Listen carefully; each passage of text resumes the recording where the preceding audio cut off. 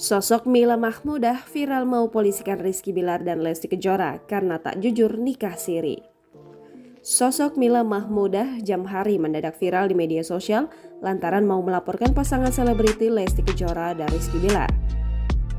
Laporan ini dikarenakan Lesti Kejora dan Rizky Bilar tak jujur kalau sudah nikah siri dan bahkan sampai menggelar ijab kabul 2 kali. Pertama, saat mereka menggelar pernikahan siri. Kemudian yang kedua, saat akad mereka digelar dan disiarkan secara langsung di televisi.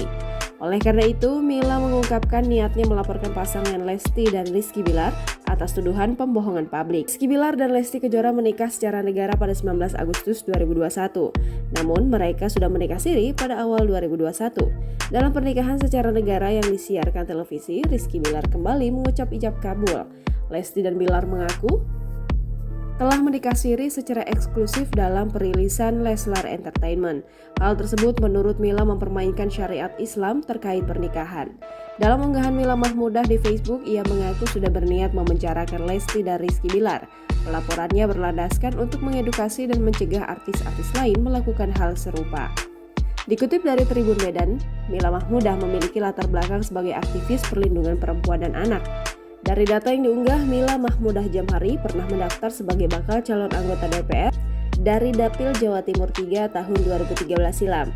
Ia merupakan ex-kader PAN kelahiran Surabaya 13 Maret 1972.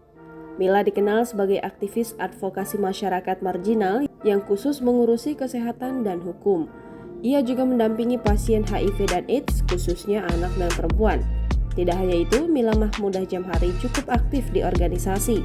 Berdasarkan riwayat organisasinya, ia merupakan pendiri dan leader Drug Free Community LKMK Wonokromo Surabaya sebagai fasilitator pada 2007 hingga 2009, lalu menjabat sebagai sekretaris eksekutif 2001 hingga 2006 DPC Granat Kota Surabaya.